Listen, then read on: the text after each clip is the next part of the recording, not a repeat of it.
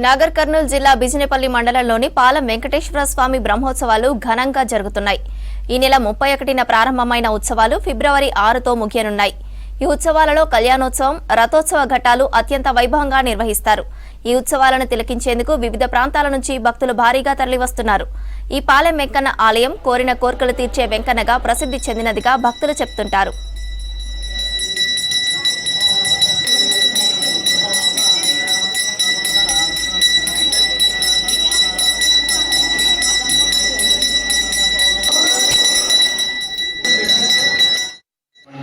ఈ పాలెం ఆలయానికి ఎంతో చరిత్ర ఉన్నది. తర్వాత ఆ కాలంలో సుమారు ఒక 15 రోజులు ఈ జాతర జరిగేదని మా పూర్వులు చెప్తూ ఉంటారు. ఇప్పుడు అదే స్ఫూర్తితోటి 8 రోజులు బ్రహ్మాండంగా ఈ కార్యక్రమాన్ని జిల్లాలో అత్యంత వైభవంగా పాలెం దేవాలయంలో నడుస్తూ ఉన్నాయి. దీన్ని బీదల తిరుపతి అని కూడా అంటారు.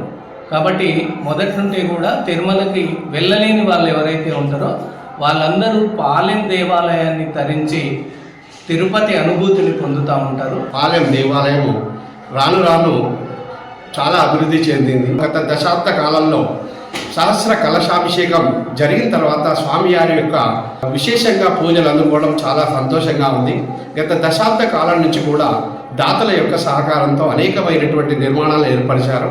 మరి దేవాలయ యొక్క సిబ్బంది ఇక్కడ ఉన్నటువంటి వాళ్ళందరూ కూడా ఈ బ్రహ్మోత్సవాలకు అనేకమైనటువంటి సౌకర్యాలు కల్పించారు. పాలెం ప్రాముఖ్యత ఏమిటి అనే సందర్భం వచ్చింది. దానికి ఏం చెప్పానంటే, ఇందిరాగాంధీ 1977లో ఎమర్జెన్సీ తర్వాత మళ్ళీ ఎలక్షన్లు పోయేప్పుడు పాలెం స్వామి దర్శించుకొని పోయి చేసి భారత చరిత్రలో ఎన్నడూ లేని విధంగా 400 సీట్ల పైన గెలుచుకుంటుంది.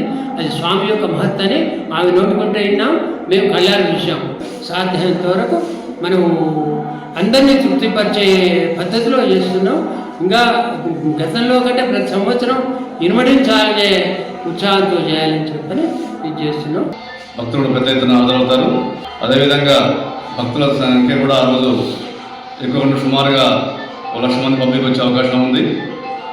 వీరందరికీ కూడా భోజన వస్తువులు, స్వామివారి దర్శనానికి వెళ్ళడానికి